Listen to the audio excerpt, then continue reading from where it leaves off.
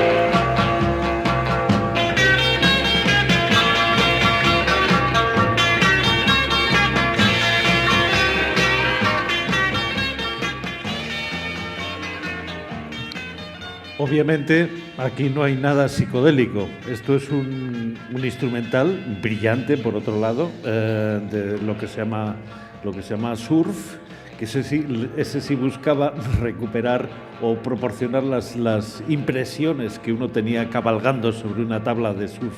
No estoy seguro de que eso lo lograran precisamente en este tema, pero vamos, preguntados los músicos que luego adquirieron fama, aquí está por ejemplo de batería Sandy Nelson, que luego tuvo éxitos, que por qué habían llamado esta pieza LSD 25, dijeron que lo habían leído en una revista y que les pareció una referencia molona. Y eso explica muchas de las canciones sobre drogas de los años 60. No necesariamente responden a experiencias de los artistas, sino a apuntarse a algo que en ese momento pues es algo que se comenta y que tiene un cierto atractivo. Hay que recordar además que el LSD en aquella época era perfectamente legal y se utilizaba, por un lado se utilizó en experimentos del ejército estadounidense y luego se utilizaba de forma bastante constante en tratamientos médicos y en psiquiatría. Es decir, no tenía el componente de malditismo cuando se inventan estas historias terroríficas de si tomas LSD te vas a pensar que eres un ángel y vas a volar, te vas a tirar por la ventana, que convertía una anécdota en una categoría. Quiero decir que los músicos se apuntan a todo lo que sugiere, pues les proporciona la sensación de que están en la vanguardia. Y con el LSD ocurrió así.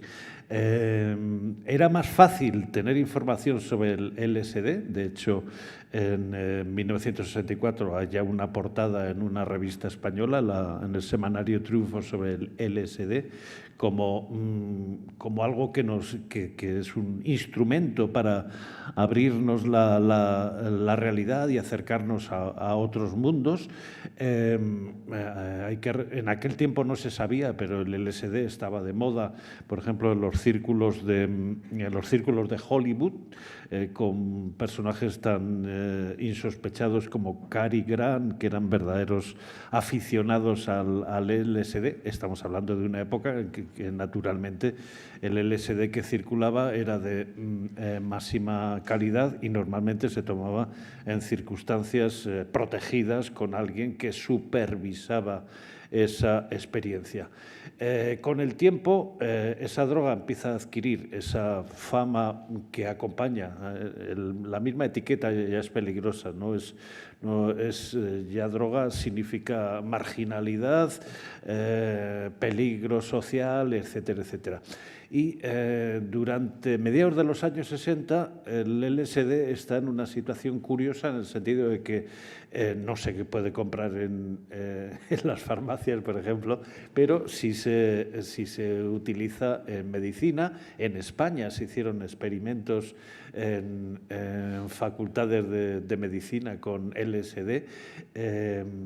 Creo que no eran tan generosos como en Estados Unidos, donde los que se convertían en conejillos de Indias les pagaban encima $25 o $50 por sesión, lo cual para muchos de los proto-hippies era como el mundo feliz. O sea, te pagaban por colocarte, ¿no? Era muy, muy curioso. Y en un momento ya se empieza a hablar del LSD con cierta malicia. La canción que he seleccionado a continuación es un tema de 1966 de un grupo llamado Los Pretty Things. Los Pretty Things es una banda, digamos, de una versión extrema de los Rolling Stones. De hecho, uno de los miembros de los Pretty Things, Dick Taylor, el hombre de la barba, estuvo en los inicios de los Rolling Stones. Y en este año, en 1966, sacaron una canción que se llama LSD. El chiste está en que esas son las iniciales también en el antiguo sistema monetario inglés de libras, chelines y peniques. Por lo tanto, la canción que habla constantemente de que yo quiero LSD, yo necesito LSD, tiene esa ambigüedad bastante tosca, por otro lado, entre yo necesito libras y yo necesito el otro. Con lo cual, la canción, a pesar de los instintos censores de la BBC, pues una canción que pasó desapercibida, o por lo menos tolerada, y que se convirtió en un pequeño éxito.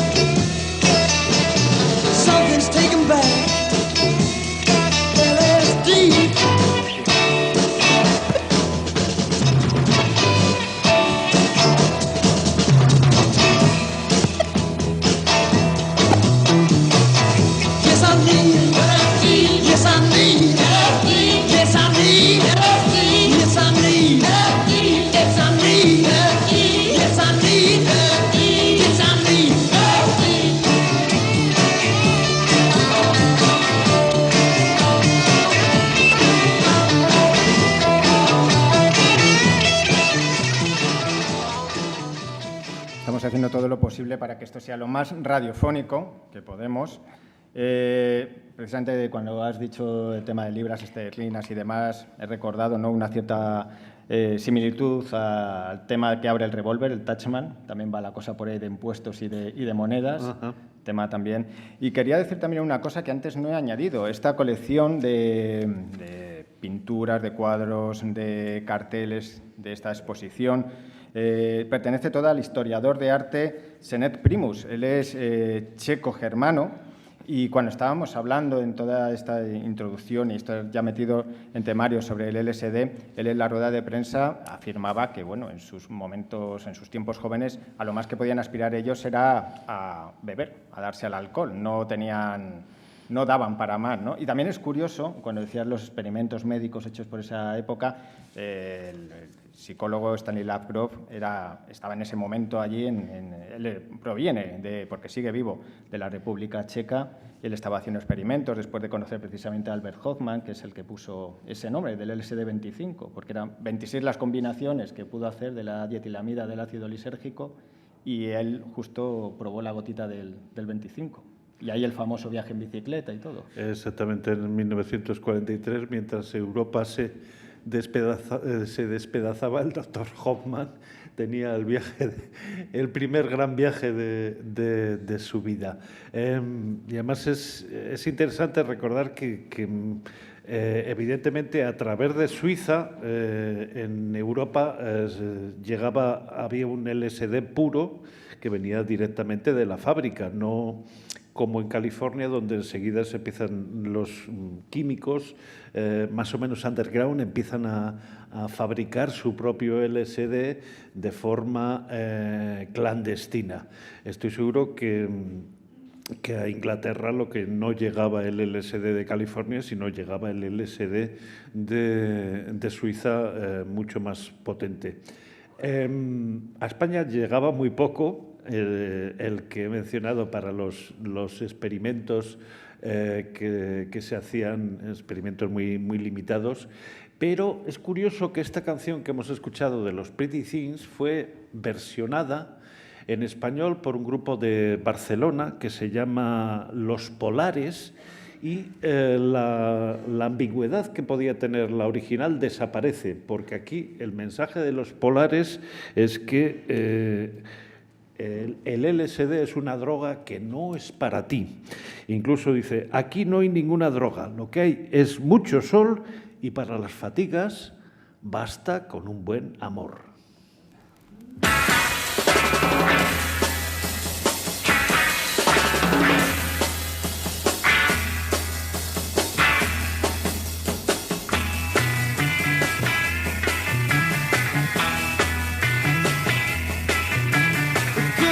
Engaño con el LSD, una de esas drogas que no es para ti. LSD, LSD.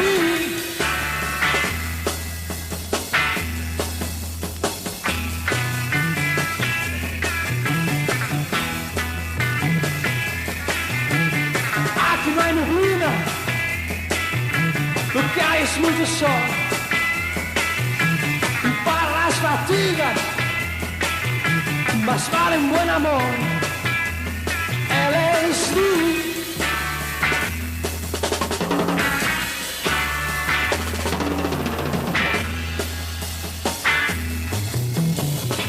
No es a mí, no es a mí, no es a mí, no es a mí, no es a mí.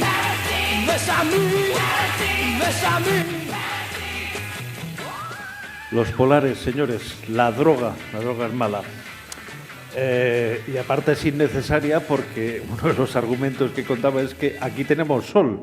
Y es curioso porque si uno fuera un conspiro paranoico, pues podría afirmar que el régimen franquista en ese momento intentaba vendernos la alternativa del sol como solución a las tentaciones hacia las drogas psicodélicas. Curiosamente, otro grupo barcelonés que se llamaba Los Kiffers lanzó en 1969 una canción que se llamaba El sol es una droga.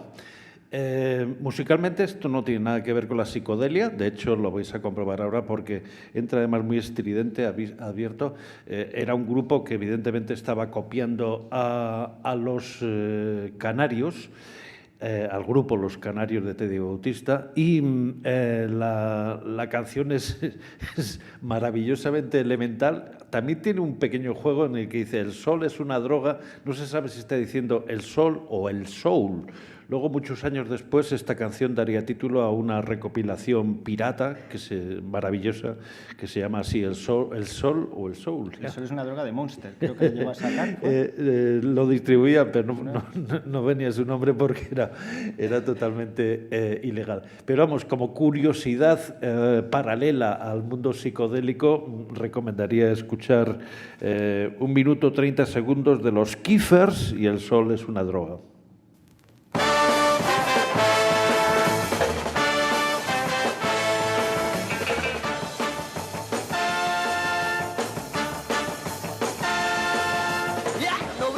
Pues lo ocultas tú, mi baby. Deja un poco de luz, pues un rayo basta. Ya que sin calor no lo voy a aguantar. Así con tu sonrisa déjalo pasar.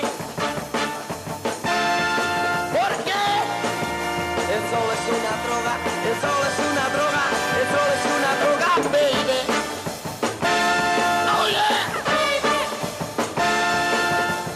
Sienta rencor, pues te amo a ti, mi baby.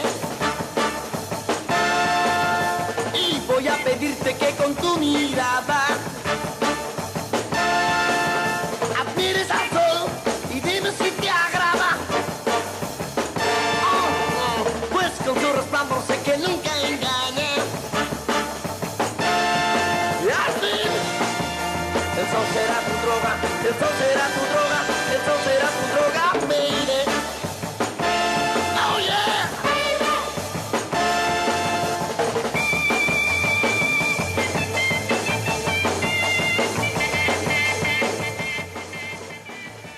Como me ha puntualizado muy astutamente David, es curioso porque el nombre del grupo, Los Kiffers, en una traducción simple es los que usan kiff, pero sospecho que eso no se les había pasado por la cabeza.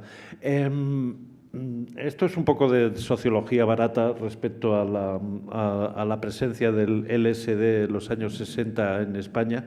Creo que podríamos pasar a uno de los grandes centros de creación de la música psicodélica, que es Londres. Y digo Londres a pesar de que el grupo que vamos a escuchar venía de Cambridge. Me refiero a Pink Floyd. En el Londres de 1966-67 se empieza a notar pues, las características de lo que es la música psicodélica, las características esenciales, no las folclóricas, una libertad creativa, un gusto por la experimentación, al principio pues de forma muy elementales, con proyecciones de luces y una apertura a la improvisación. La improvisación para los músicos de rock era una cosa compleja porque los únicos elementos que tenían eran los que venían del blues o del jazz. Es decir, que para los músicos de rock en el 66, cuando improvisaban, terminaban tocando el Take Five de Dave Brubeck seguramente, o los más listos quizá el Alok Supreme de John Coltrane. No, bueno, todavía no había salido el Alok Supreme. La cuestión es que lo que vemos en estos inicios, en estos albores de la psicodelia británica es que hay un elemento que distingue a la psicodelia británica de la que se hacía en Estados Unidos, y es la presencia del órgano. La presencia del órgano y luego cierto gusto por los personajes excéntricos y cierta empatía con los malditos de la sociedad. El gran éxito de Pink Floyd de 1967 es este Arnold Lane, que es la historia de un señor que se dedica a robar ropa femenina que está colgada en los tenderos y luego va a su casa y se la prueba. Es decir, es travestismo, cleptomanía y tal. Entonces al personaje en la canción le pillan y le condenan. Y la canción expresa simpatía por alguien cuyos vicios, pues bueno, pues podían ser desagradables, pero quizás no merecedores de una condena de cárcel. Vamos a escuchar un poco del Arnold Lane de Pink Floyd. Atención, con una filmación muy rara, una filmación en blanco y negro, que además se ve al cabecilla de Pink Floyd, a Syd Barrett, cantando la letra. Él siempre fue contrario a hacer playbacks en televisión, y en este momento, porque lo exigía el guión, le vemos gritar la letra, la historia de Arnold Lane.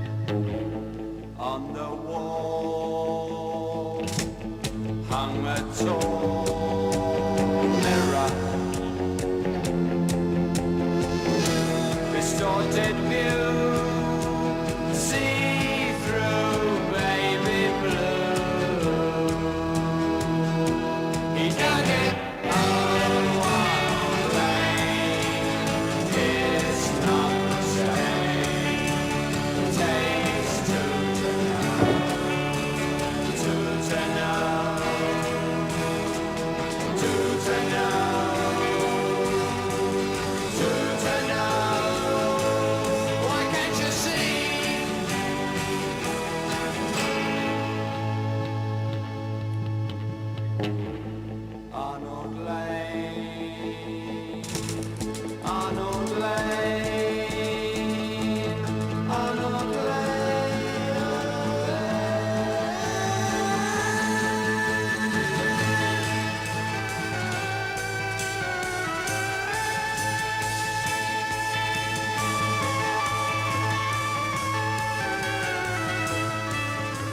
creo que en mi más humilde opinión, creo que precisamente Syd Barrett es uno de los exponentes de psicodelia en cuanto al sentido etimológico de la palabra a lo largo de su vida, ¿no? Ese psicodelia como esa manifestación de la psique o del alma y hasta sus últimas consecuencias también.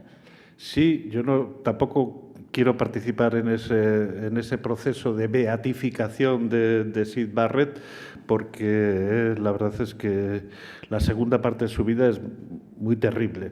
Se decía que tenía o que posiblemente hubiera no estado diagnosticado de Asperger, pero sí podía tener ciertos signos también.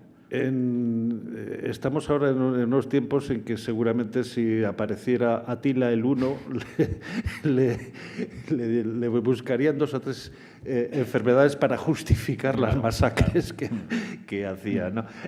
No, pero vamos, por ejemplo, de esta época hay famosas declaraciones de John Lennon diciendo que él se tomó 1000 viajes de ácido. Cualquier cosa que diga Lennon hay que tomársela con muchas dudas, ¿no? No era el personaje más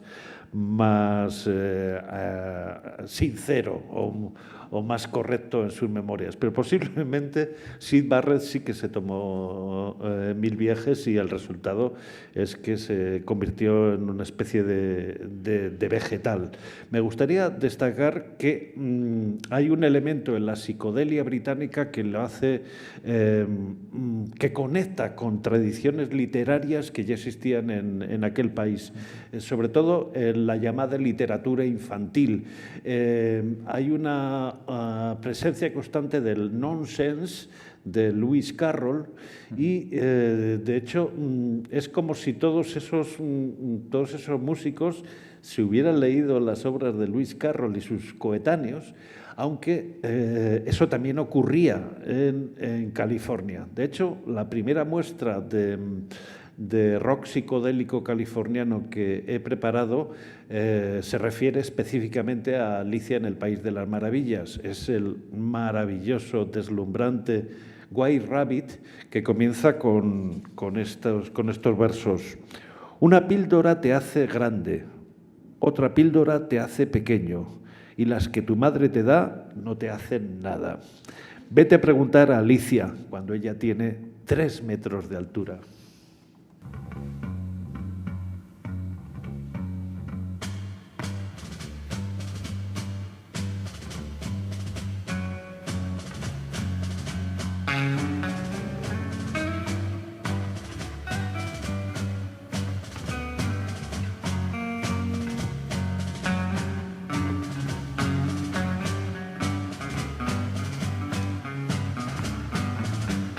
One pill makes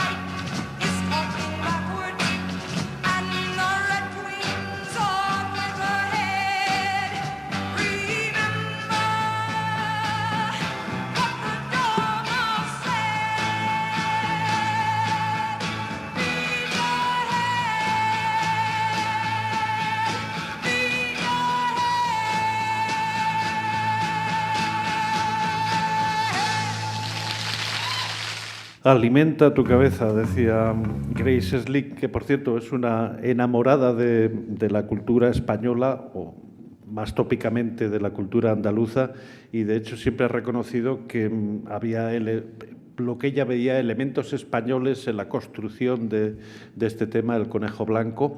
En realidad se refiere a la acumulación de instrumentos que ocurren en el bolero de Maurice Ravel.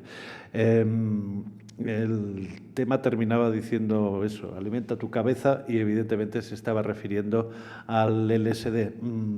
Grace Slick protagonizó una anécdota pintoresca. Grace Slick había ido al colegio con una de las hijas de Richard Nixon, y entonces cuando Richard Nixon estaba en la Casa Blanca, Tricia Nixon, la chica, invitó a sus antiguas compañeras a que fueran allí a una fiesta inocente. Y entonces Grace Slick se presentó con el líder de los hippies, que era una facción politizada de los hippies, con la intención de dosificar todos los líquidos que estuvieran en la Casa Blanca con LSD. Esa es la historia. La realidad es que cuando llegaron allí, evidentemente, cuando metieron en el primitivo ordenador o en el sistema que utilizaran en ese momento de seguridad el nombre de Abby Hoffman, aquello saltó y no les dejaron entrar. Pues precisamente iba a haceros el comentario, preparando todos estos vídeos. Este es el único que me ha pedido que me logueara. Es decir, para saber si soy mayor de edad o no. ¿Qué me dices? Sí, es cierto. Tengo que hacerlo, está ahí puesto. O sea, estábamos comentando también que en la exposición estaba este vinilo, la carátula, y es de las que más usadas hemos visto también. No sabemos por qué razón, ni mucho menos. Tendríamos que preguntarle a Primus, al comisario, pero era de las que más usadas y tocadas estaba, sí. Los Jefferson Airplane tuvieron un despliegue asombroso, porque además esas canciones Somebody to Love, Alguien a quien amar, y el White Rabbit salen en el año 1967, el año del verano del amor, con lo cual se colocan como portavoces o como evangelistas de la nueva cultura. Es curioso que esta canción ha sobrevivido a esos condicionantes, digamos, de la época hippie, y uno se encuentra con numerosas versiones, y me he traído una que es absolutamente fascinante, que está hecha por Maisa Cara, que es una cantante libanesa. Es una canción que descubrí en la banda sonora de una película de hace 4 años o 5 que se llamaba American Hustle. Es una historia de estafadores que en un determinado momento uno de los estafadores tiene que engañar a un hombre, se hace pasar por un jeque de Oriente Medio, y de repente descubre que hay allí otro natural de Oriente Medio que le empieza a hablar en su idioma. Y de fondo suena esta interpretación de Maisa Cara, que es deslumbrante.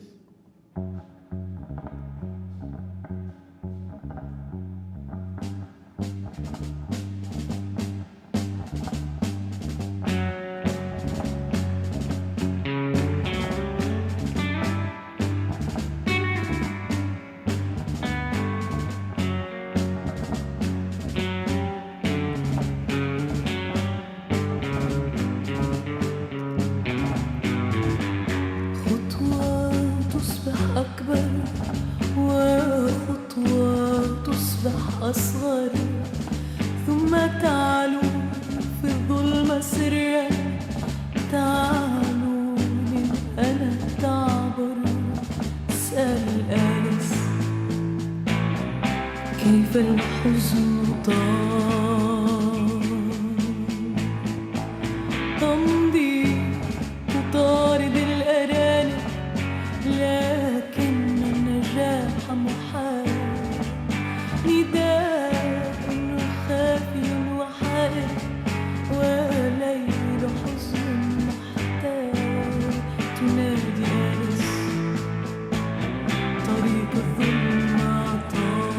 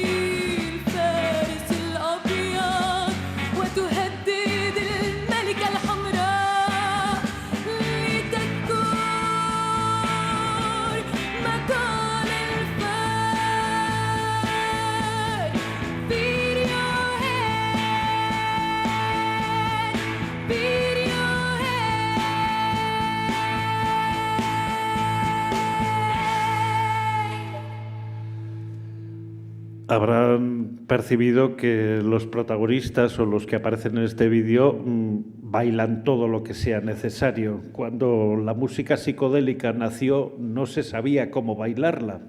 De hecho, en Inglaterra se la llamó a los bailes que se hacían, que generalmente eran individuales, no de pareja ni de grupo, se la llamaba idiot dancing, el baile del idiota.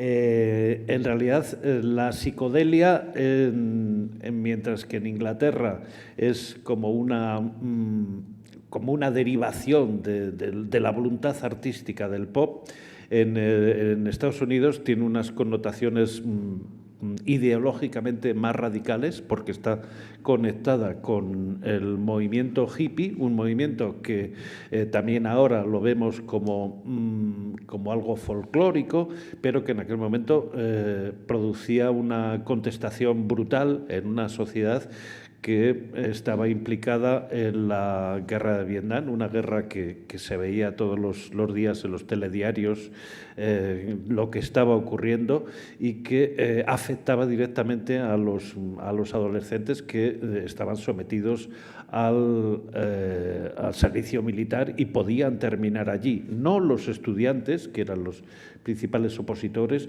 los estudiantes tenían exenciones, sino la gente trabajadora. Hay una famosa canción de Creedence Clearwater Revival que se llama Fortunate Son, diciendo yo no soy un hijo afortunado, yo no pertenezco a los que se pueden escaquear de Vietnam. En este sentido, la música psicodélica estadounidense adquiere una carga, ya digo, mucho más de rebelión, mucho más poderosa, porque intenta establecer estructuras sociales que son alternativos o que buscan alternativas en el sentido de las comunas, del deseo que había entonces de la vuelta al campo, de las cooperativas, de una serie de medios underground verdaderamente potentes que establecen, si no una sociedad alternativa, sí los puntos por los cuales se podía construir una sociedad alternativa. El hipismo en Estados Unidos es una cosa seria, no tiene nada que ver con lo que se veía en Europa, que tenía un elemento pues más lúdico. De hecho, yo tengo un recuerdo que espero algún día compartirlo, y es que en el 67-68 en Madrid se hacían fiestas hippies en las cuales participaban las nietas de Francisco Franco, con los miembros de un grupo brillantísimo, por otro lado, que se llamaba Los Brincos, pero pijos hasta el fondo de su alma. Y estos se juntaban y esto se publicaba luego en el Hola y en el Semana diciendo gran fiesta hippie en Madrid, y allí estaban todos juntos pintarrajeados de colores, más o menos como la fiesta del Flower Power que hacen todavía en Ibiza esos payasos, ¿no? O en su momento los hippieloyas también, ¿no? Entonces, quiero decir, en Estados Unidos la opción de dejarse el pelo largo y de distanciarse de las convenciones sociales era una opción con unos ciertos peligros. No voy a citar el final de la película Easy Rider porque es demasiado melodramático cuando unos paletos de pueblo se cargan a los dos motoristas, pero sí que había una voluntad de establecer algo aparte de la sociedad convencional. Y de hecho, ahí es esencial un grupo que se llama Grateful Dead, encabezado por un guitarrista hijo de un músico gallego, Jerry García, que incluso durante un tiempo están subvencionados por el gran fabricante de LSD clandestino que había en California en el 67-68, un personaje llamado Owsley Stanley, que respondía al seudónimo de The Bear, el oso, y que incluso se implicó en construir el mejor equipo de sonido posible para los Grateful Dead, y de hecho era lo que se llamaba, lo que se denominó como el muro de sonido,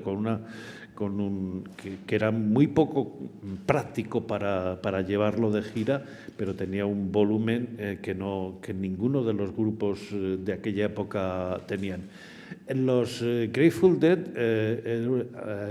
digo que con el tiempo se convertirían por lo menos en la semilla de una sociedad alternativa, porque generaron un movimiento aquí muy poco conocido que se llama los Deadheads, que eran los seguidores de los Grateful Dead, que eran seguidores en el sentido puro, iban siguiendo las giras del grupo. Normalmente se reunían en los exteriores de los estadios o de los recintos donde iban a tocar, se montaban allí un mercadillo, se intercambiaban todo lo que fuera necesario, y es un movimiento que realmente durante bastantes años permitió, por ejemplo, que en términos económicos los Grateful Dead, que durante muchos años no sacaban disco, hubo años en que era el grupo que más ingresos de taquilla tenía en Estados Unidos por esta capacidad. En lo que diferencia a la psicodelia estadounidense de las otras es que es una psicodelia de guitarras eléctricas. La guitarra eléctrica es el instrumento principal y es una guitarra, además, es menos fantasiosa que la que se desarrollaba en el Reino Unido o incluso en Alemania, porque bebe de las fuentes de las músicas tradicionales estadounidenses, del blues, del country, del bluegrass, del folk, y al frente, ya digo, un gallego. Vamos a escuchar una de las canciones básicas del repertorio de los Grateful Dead. Los Grateful Dead ya saben que daban conciertos de 5, 6, 7 horas, nada de mariconadas como la de Bruce Springsteen de 3 horas. Eran conciertos muy extensos y, de hecho, pues la canción que vamos a escuchar, que es solo un fragmento, que se llama Dark Star, Estrella Oscura, que es una de las canciones clásicas, pues es una canción que lo mismo podía durar 20 minutos, que 30, que 40, que 60 minutos, ¿no? Era, en sus buenos tiempos, era un grupo con una capacidad de improvisación asombrosa y con la capacidad de tocar todo tipo de músicas propias y ajenas. Vamos a ver un poquito de este Dark Star de 1990, donde ya Jerry García no está en sus mejores momentos, pero yo creo que el espíritu psicodélico sí que está muy presente.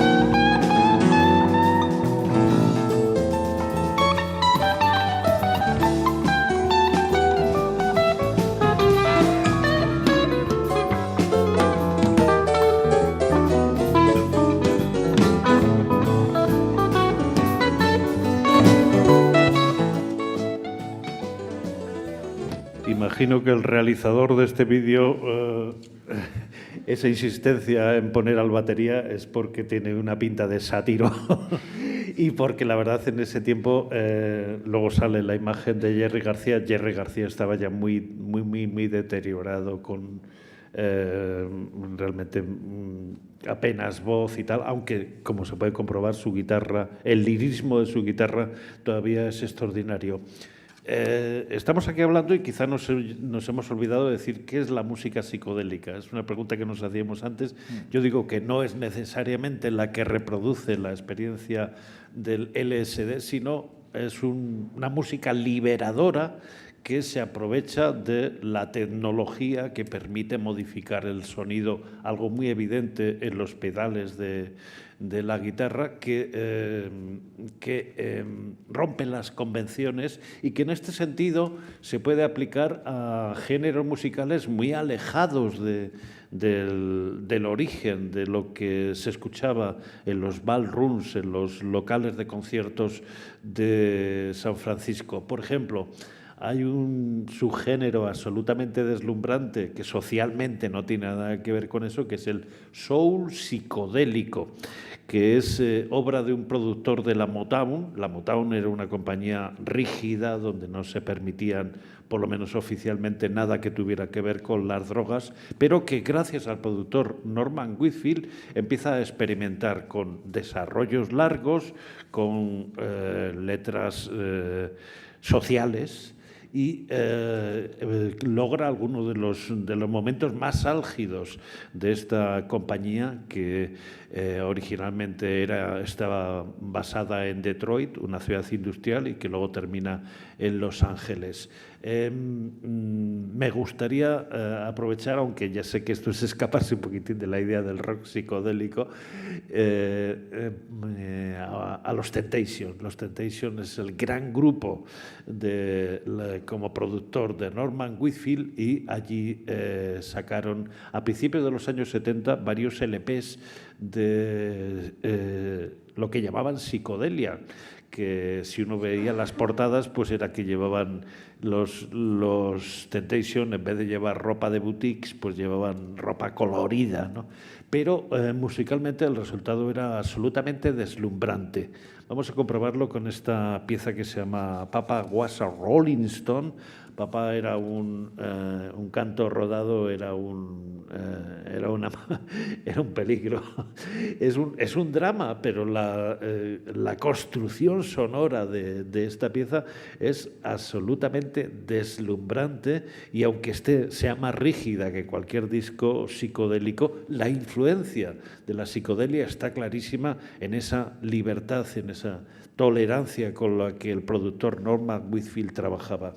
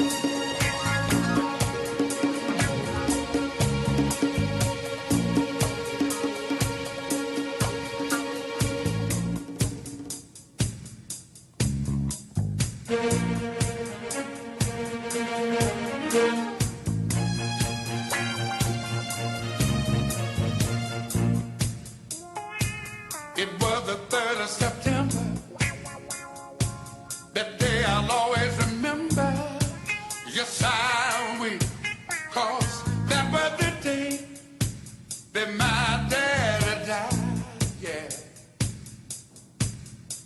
I never got a chance to see him. Never heard nothing but bad things about him. Mama, I'm depending on you to tell me the truth. Mama just hung her head and said, son, Papa was a rolling stone. My son, wherever he laid his hat was his home. And when he died, all he left was alone. Now listen to me, Papa was a rolling stone. Wherever he laid his hat was his home. And when he died, all he left was alone. Now.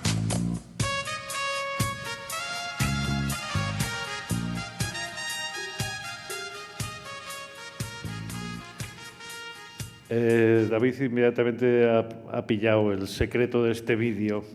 La grabación es la original de los Temptation y Norman Whitfield, pero la imagen, que algunos se habrán dado cuenta de que no coincide exactamente lo que cantaban con lo que sonaba, la imagen pertenece a una película biográfica que se hizo sobre los Temptations. Es decir, son actores los que están haciendo y cantando. Pero el desarrollo de la pieza, ese suspense que se crea con el bajo que va a lo largo de toda la canción, con el platillo, está perfectamente resuelto y descubre algunas de las claves de la psicodelia. La psicodelia, como todas las tendencias musicales de los años 60, ha pasado por etapas de desaparecer o de eclipsarse, y en los últimos tiempos que vivimos en una especie de supermercado de todos los estilos, donde todos los estilos siguen siendo practicados y donde todos son recuperables, no solo por los diseñadores de modas, sino por los músicos que necesitan una identidad y que se apuntan a esa, bueno, pues en este momento toda la información, todos los discos, toda la estética está disponible a un clic. Entonces, la psicodelia, que es uno de los géneros más agradecidos de desarrollar y más vistosos, está teniendo constantemente recuperaciones. Sobre todo hubo un fenómeno que aquí se vivió un poco de rebote, pero es lo que en el Reino Unido llamaron el segundo verano del amor. El segundo verano del amor en realidad fueron dos veranos, los veranos de 1998 y 1999, cuando una serie de DJs británicos se van de vacaciones a Ibiza, y allí descubren que los DJs que no eran en ese momento tan estelares como ahora, pinchaban con una enorme libertad, pinchaban todo tipo de música porque tenían un público plurinacional y era un público sin los prejuicios que tiene la música, el negocio de la música en el Reino Unido, donde solo te puedes gustar una cosa y las otras tienes que odiarla. Estos hombres se quedaron deslumbrados por lo que sonaba en Pachá, por lo que sonaba en, ¿cómo se llama el sitio este de donde se van a ver las puestas de sol? El Café del Mar, y realmente vinieron transformados, no solo por la libertad musical de esos DJs, sino porque habían descubierto una sustancia que circulaba mucho por Ibiza, que se llamaba MDMA, más conocida como éxtasis, y que resultó ser el combustible de ese segundo verano del amor, sobre todo porque convertía a esos hooligans que aquí sufrimos cuando hay algún partido de equipos británicos, les convertía en amantes del amor y sobre todo enormemente tolerantes con la música. es la libertad creativa que hubo en ese momento. Lo único que me plantea problemas es si estamos hablando de psicodelia, bueno, el éxtasis no es el LSD, los efectos son más amables, no permiten profundizar tanto, pero fueron el combustible que alimentó este revival, este segundo revival de la psicodelia, que es muy evidente, pues en lo que llevamos de siglo o de milenio. Y como ejemplo, pues he traído un tema de 2003 de los Chemical Brothers. Hubo un tiempo en que no había festival español con una mínima entidad que no contara con los Chemical Brothers. Yo estoy seguro que los festivales españoles les han pagado a los Chemical Brothers por lo menos una de las varias mansiones que tienen en el Reino Unido. Pero este tema, que está visualizado con inteligencia por Michel Gondry, es el Let Forever Be.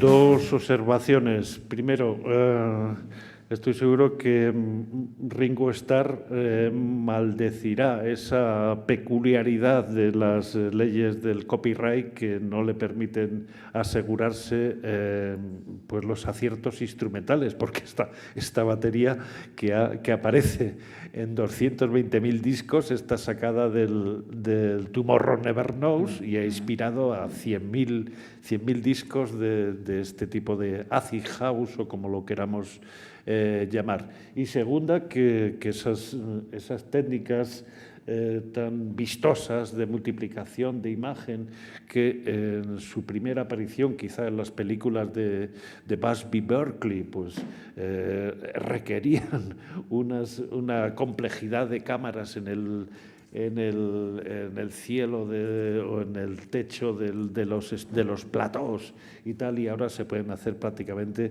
con unos programas de ordenador.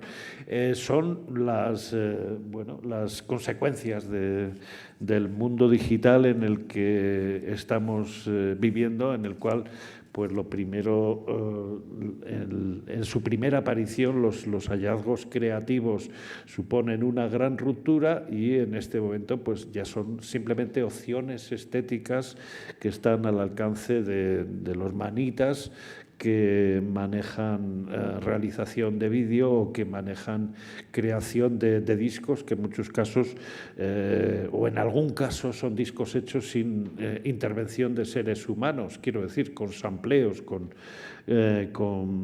elementos tomados de discos preexistentes, pero esa es la realidad del mundo que nos ha tocado. Por eso me ha encantado ver la exposición del amigo Checo, porque ahí está la realidad en el sentido de los bueno, algunos de los carteles son recreaciones posteriores, son ediciones posteriores, pero las revistas, los libros, los discos son auténticos y muestran pues también cómo el paso del tiempo ha afectado a su realidad física, cómo se han ido deteriorando, cómo los libros que en algún tiempo tenían papel blanco, pues ahora son mayormente achocolatados, ¿no? Cómo se han degenerado. Pero bueno, también hay una enseñanza en esto, sobre todo para los que somos coleccionistas de ese tipo de productos, y nos damos cuenta, o no, a veces no nos damos cuenta, deberíamos darnos cuenta de que de esa degradación de los objetos corresponde a la degradación nuestra normal. No sé si estoy alucinando, estoy contando historias un poco disparatadas, pero vamos, llega el momento en el cual estamos abiertos a preguntas, si alguien quiere comentar algo, abierto que los que no pregunten luego tendrán que pagar 5 euros a la salida. Está todo calculado. Aquí no, como decía Jim Morrison, al cual también podríamos haber incluido, esforzando un poquitín en la psicodelia, nadie sale vivo de aquí, o nadie sale sin pagar de aquí. También tiene cierta similitud eso mismo que acabas de decir. Cuando hablabas de los conciertos largos, las improvisaciones largas de Grateful Dead, yo me ha venido a la cabeza precisamente lo que decía Lemmy cuando tocaba con Hot Wind, que cerraban las puertas para que nadie saliera de los conciertos y podían estar tocando y tocando. De hecho, hay un libro de Michael Moorcock, no recuerdo cómo se llama, en los que Hot Wind son una especie de superhéroes que tienen que salvar al universo de una especie de la nada, como de la historia interminable. Entonces Hot Wind tocan y tocan durante días seguidos. De esa manera desbordan en una energía que paraliza esa nada que viene a destruir el universo. Bueno, prácticamente, o al menos lo que es estar en un concierto de Hot Wind o de Grateful Dead, yo creo que es, ¿no?, vivir la experiencia, y es, creo que, parte ineludible de la psicodelia, así como de la vida en sí, ¿no? Capturan en ese momento un poco el halo ese del que hablaba Walter Benjamin en un momento, antes de las reproducciones, no antes de poderlo ver en YouTube, vivirlo. Sería fascinante si Walter Benjamin, ¿cuáles serían las reflexiones ante el mundo que nos ha tocado vivir? Benjamin, por cierto, ya lo saben, estuvo en Ibiza como 50 años antes de que llegaran los hippies. Pues queda abierto a preguntas, si quieren decir algo. Micro. Para que te puedan escuchar.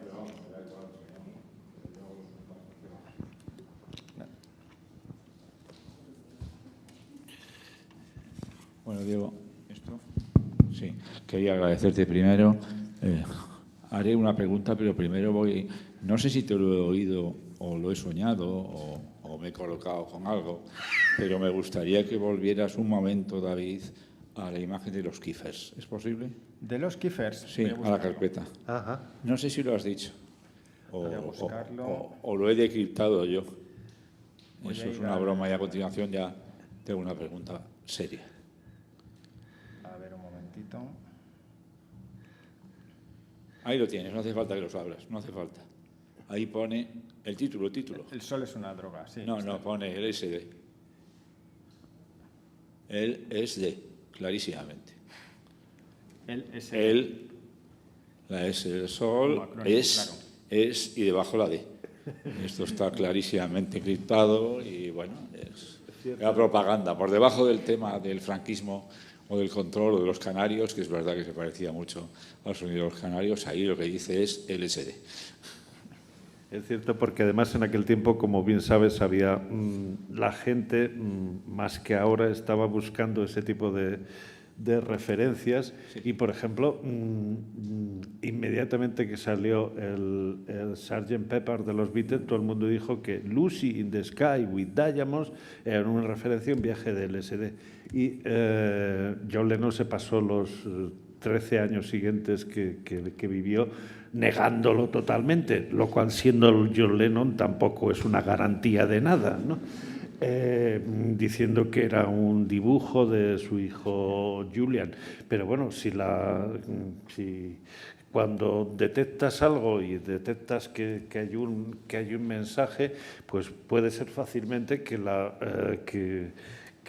haya un metamensaje o un subtexto escondido que en realidad te está hablando de que bueno, que ya puede ser que Lucy in the Sky with Diamonds, la canción de los Beatles, era anterior probablemente. Es anterior, ¿no?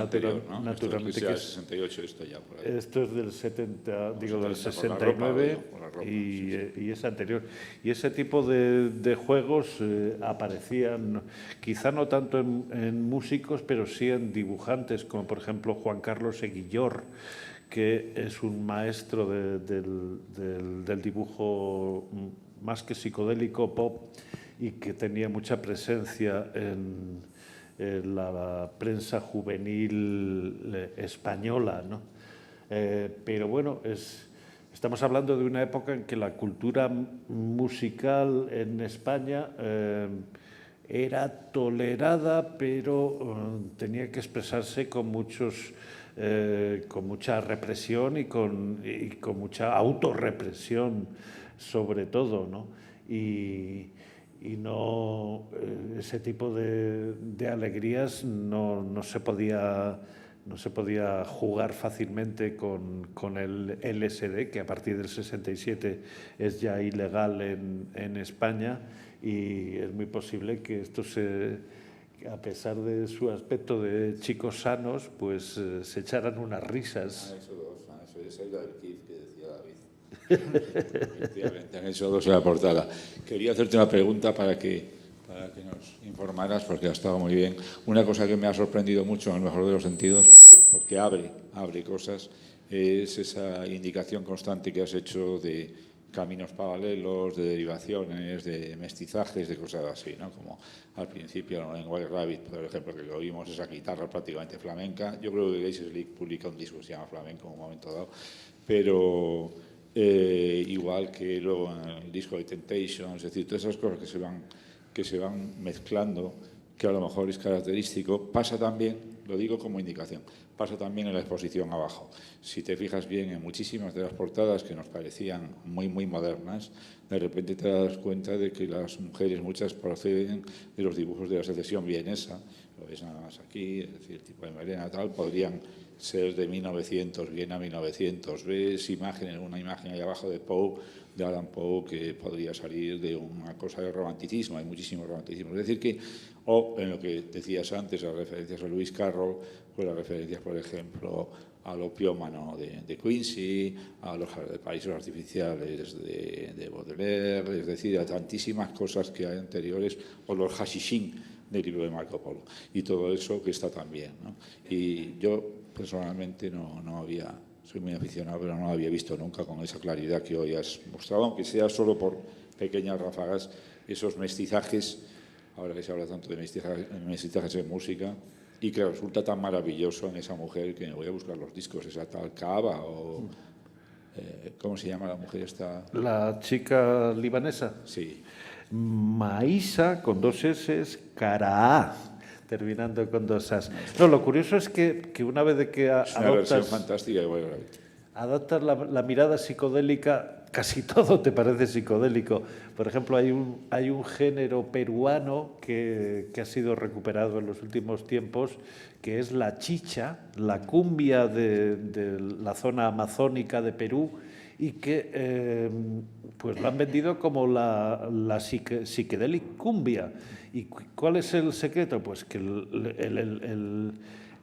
los instrumentos principales son las guitarras, y las guitarras eléctricas que, aunque son guitarras muy limpias, nada que ver con las de Hendrix o Clapton, son guitarras muy brillantes, y entonces, pues desde nuestro punto de vista, 30 años después, pues nos parece psicodélico, cuando seguramente no había elementos psicodélicos. Bueno, también es cierto que aquello está cerca de la tierra de la ayahuasca y otras sustancias, y vete a saber lo que hacían los músicos de cumbia cuando no tenían que actuar, porque estamos hablando de territorios donde incluso se utilizaba, se chupaban unos sapos que generaban unas sustancias psicotrópicas.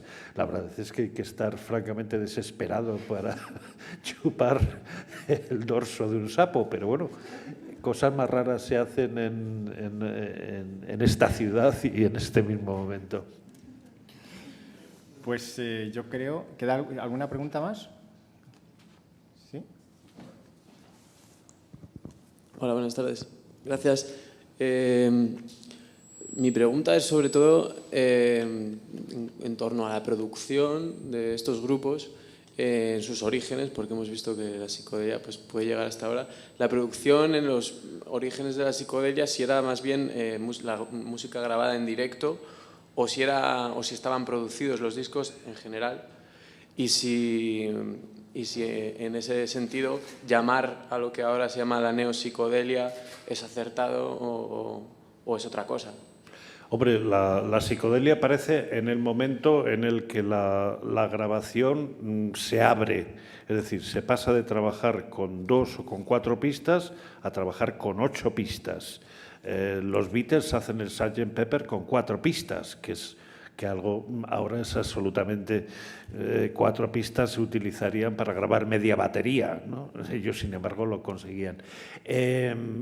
En este sentido, yo diría que la psicodelia se aprovecha de eso, de la posibilidad de manipular el sonido con los pedales y con efectos, y el crecimiento del potencial de los estudios de grabación. Entonces sí, la psicodelia es un producto de la producción, aunque, como comprobamos en el tema de los Grateful Dead, que ya es cierto que es un tema relativamente reciente, pues ese tipo de experimentos sonoros se podían ya reproducir en el directo. Pero sí, yo diría que básicamente, a pesar de que hay, por ejemplo, hay gente que considera también psicodelia a determinados grupos de garaje del año 65, 66, 67, que eran grupos muy elementales y que trabajaban en sesiones de 3 horas. En general, la psicodelia es posible por el avance de la tecnología, más incluso diría yo que por el uso del LSD, que en según qué medios no estaba accesible. Yo recuerdo un comentario tuyo de hace años hablando sobre el Lazy Sunday de los Small Faces, precisamente por el uso del flanger en ese tema. Precisamente. Y el facing, sí. Era, en determinados momentos, la tecnología coincide con el espíritu del tiempo, y ahí ocurrió. Es lo que permitía que Jimi Hendrix pues produjera un vendaval de sonido, y era una sola persona, bueno, con un bajo y con una batería.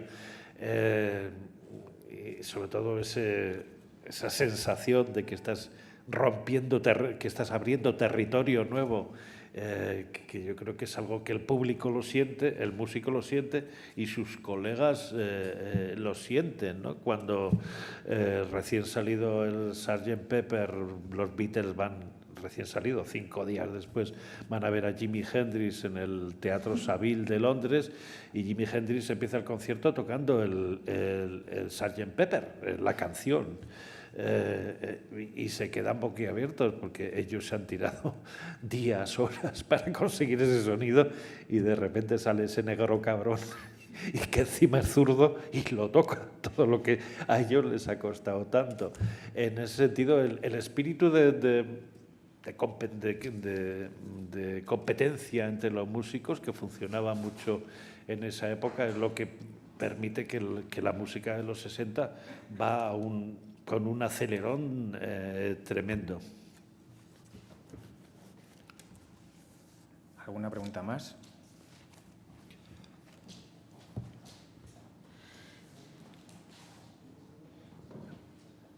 Nada, yo quisiera preguntarte acerca del movimiento hippie que hubo relacionado con la base militar de Rota, el grupo Smash y un poco lo que se movió por allí, por Sevilla.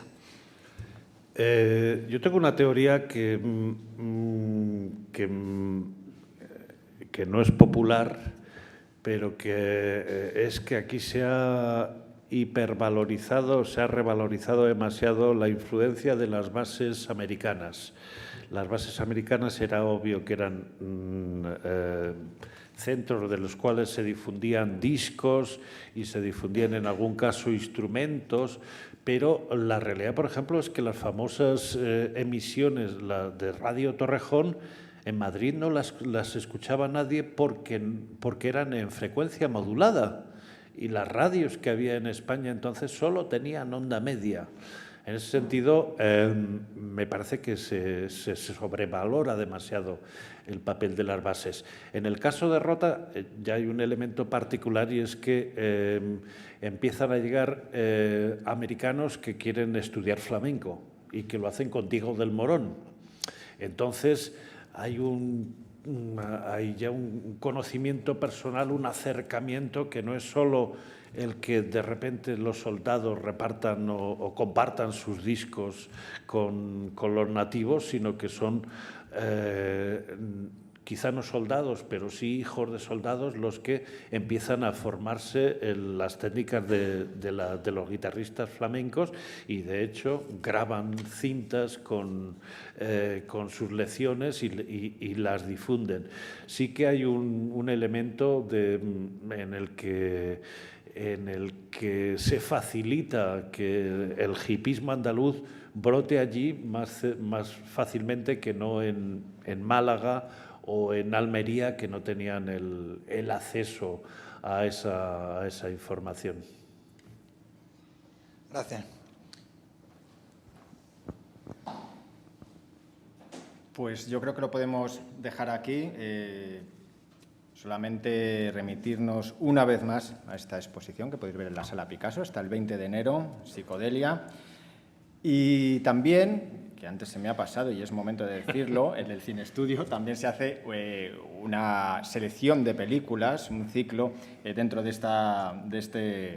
todo este periodo tanto de conferencias como de exposición, que tiene el nombre, nuestro programador Manuel Asín es de Zaragoza, entonces ha decidido ponerle al ciclo Pon tu mente al sol, en referencia clara al niño gusano y al fallecido insigne Sergio Algora, que por otro lado decía que él no era ni surrealista ni psicodélico, él estaba más cercano al espíritu de Lewis Carroll que otra cosa. Así que ahí vais a poder ver también pues, una selección de películas sobre el tema. Muchísimas gracias por pasaros por aquí. El próximo lunes nos dedicaremos a Tarkovsky. Gracias.